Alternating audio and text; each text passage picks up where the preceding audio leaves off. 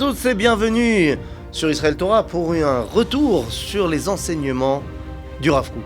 Et là, aujourd'hui, on voudrait parler ensemble d'un sujet qui nous passionne tous, d'un sujet qu'on attend tous, d'un sujet dont on parle tous, mais qui nous échappe un petit peu.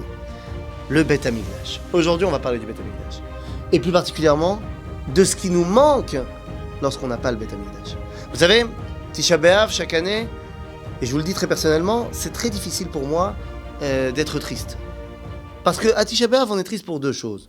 On est triste pour Jérusalem qui a été détruite, et on est triste pour le Beth Amikdash qui n'est plus là. Or, voilà, je vais vous dire la vérité, être triste pour Jérusalem, c'est compliqué.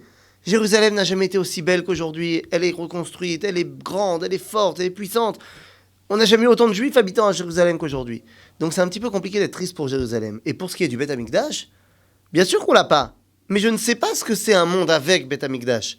Donc comment comprendre ce qui me manque lorsque je n'ai pas le Beth Amikdash? Eh bien, ce travail a été le travail que voulait faire le Rav Kook. Le Rav Kook vivait très profondément le fait qu'il était Kohen. Il était extrêmement triste de ne pas pouvoir réaliser son rôle de Kohen pleinement. Alors oui, tout ce qui est le côté être en rapport avec les autres et leur enseigner la Torah, ça il l'a fait. Mais le côté Avodat HaKodesh, eh bien c'est quelque chose qui l'animait profondément. Pas seulement lui d'ailleurs, son fils également, qui lui aussi donc était Kohen, le Rav Tzvi Yehuda Kook. Eh bien, le Rav Tzvi Yehuda, on nous raconte une histoire, tous les témoins qui étaient là ont été choqués. Vous savez, dans la tfila de Moussaf, de Rosh Hashanah, Yom Kippourim, particulièrement de Yom Kippourim, on va lire le Seder HaAvoda.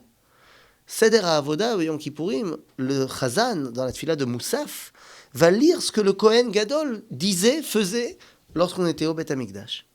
Et d'habitude, on dit, c'est comme ça que c'est marqué dans le Marzor, Vechach Aya Omer. Et c'est ainsi qu'il disait, le Kohen Gadol. Et cette année-là, juste après la guerre des 6 jours, à Yom Kippour, le Rav Tzvi Yehuda Kook était dans la yeshiva de Merkaz Harav, il était Chazan pour la tfila de Moussaf, et il n'a pas dit Vechach Aya Omer. Il a dit Vechach Ayiti Omer. C'est ainsi que je disais. Comme s'il était en train de se remémorer un Gilgoul ancien où il était Kohen Gadol au Beth Amikdash. Et lorsque, après la tfila, tous les élèves lui ont demandé mais enfin, Rav, qu'est-ce qui s'est passé? Il a dit Nidbarti levad. On a parlé à travers moi, c'est pas moi qui ai parlé. Les Kook, comme on pourrait les appeler, le père et le fils, vivaient leur dimension de Kohen très très profondément. Et donc le Rav Kook, dans son livre Shmoneh Kvatsim, le traité des 8 chapitres, au chapitre 6, donc en fait au Kovetz Vav, au paragraphe 210, eh bien va nous expliquer qu'est-ce qui nous manque lorsqu'on n'a pas le Beth Amikdash. Et dans son texte, il nous dit, depuis le jour où le Beth Amikdash a été détruit, et que donc de facto, Am Israël est sorti de sa terre d'Israël, que le lien qui nous unissait à Kadosh Baruch Hu a été brisé, eh bien à ce moment-là, Nital Kavod mi Bet Chayenu. L'honneur de notre vitalité nous a été enlevé. Mais qu'est-ce que ça veut dire? Ce sont des phrases qui sont très profondes, mais qu'est-ce qu'elles veulent dire concrètement? Mais le Rav Kook va nous expliquer de manière très concrète.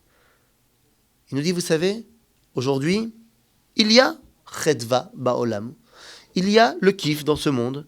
Yesh Osher Ba'olam, il y a du bonheur dans ce monde. Yesh Tikva Ba'olam, il y a aussi de l'espoir dans ce monde. Yesh Itpatrut Ba'olam, il y a une évolution dans ce monde. Yeshnam Tikunim Medinim Vetikunim Chevratim, il y a également des évolutions positives qui se font dans les États et qui se font dans la société. Tout ça c'est vrai.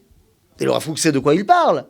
Bien sûr, il y a l'espoir du sionisme qui est né à son époque. Il y a l'espoir d'une renaissance agricole à son époque. Il y a l'espoir de la renaissance. Il n'a pas encore vécu la Deuxième Guerre mondiale. Il y a l'espoir de la renaissance après la Première Guerre mondiale.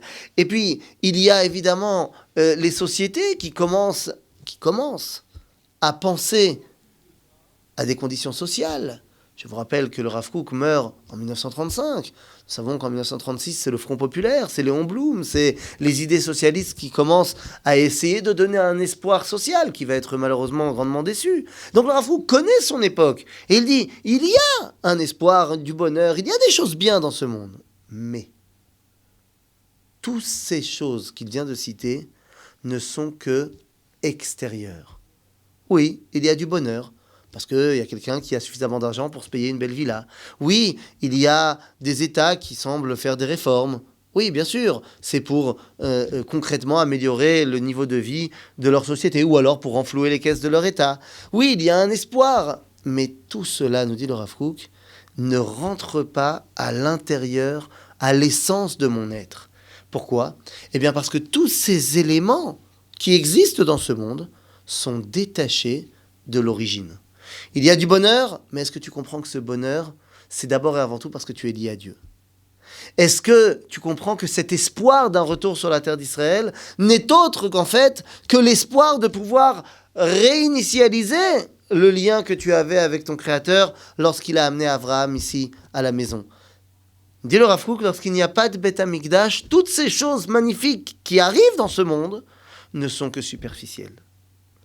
Le Beth Amikdash, c'est lorsque toutes ces choses que tu vis, eh bien tu ne les vis pas de manière superficielle, mais tu comprends qu'elles sont attachées directement à ton essence profonde. Comment ? C'est très simple. J'ai Osher Gadol, parce que je suis heureux, et en plus, j'ai une très belle récolte cette année. Je les emmène au Beth Amikdash. J'amène mes bikurim au Beth Amikdash, car je comprends que toute ma récolte et tout mon bonheur, qu'il soit matériel ou pas, eh bien, dépend de ce que Akadosh Baruch Hu m'a donné, et donc je viens me mettre en contact avec lui. Yesh chedva, achva, fraternité, unité au sein du peuple juif. Ben oui, et ça je le vis lorsque Shalosh Pa'amim Bashana, je viens avec tout le peuple d'Israël au Beth Amikdash. Il y a également Tikva. Évidemment, Yesh Tikva, puisque je vois que le Kohen Gadol sort du Kodesh HaKodashim, Bli Pega, chez Yom Kippour, donc je comprends bien que Dieu a pardonné au peuple juif. Il y a également des Tikkunim Medinim. Et oui, les nations viennent également au Beth Amikdash, tel qu'il est marqué dans le livre de Yeshayahu, pour voir un petit peu et apprendre des chemins du Dieu de Jacob. Il y a des Tikkunim Chevratim, puisque si on est au Beth Amikdash, il y a la dimension de Trumot, Maasrot, qui reviennent dans une société où on ne peut pas laisser pour compte celui qui a moins. En d'autres termes, le Beth Amikdash fait que tous les domaines de la vie redeviennent liés de manière concrète et palpable à Akadosh Baruch Hu. C'est cela qui nous manque lorsqu'il n'y a pas de Beth Amikdash. Lorsqu'il n'y a pas de Beth Amikdash, eh bien, tous les aspects de la vie peuvent être sympathiques ou pas, ça dépend des cas, mais dans tous les cas, ils sont détachés de leur origine, détachés d'Akadosh Baruch Hu. C'est à cela que l'on veut tendre. Reconstruire le Beth Amikdash n'est pas seulement reconstruire un sanctuaire, n'est pas seulement là pour reconstruire un temple dans lequel on va pouvoir s'enorgueillir d'avoir une belle construction divine.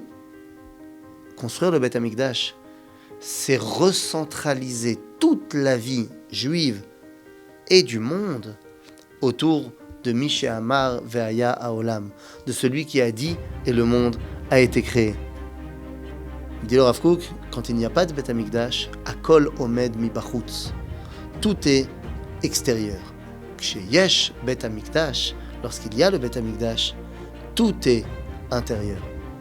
Bezrat Hashem, on va le reconstruire, le Rav Kook reviendra et il pourra dire Vechach Ani Omer. À bientôt les amis.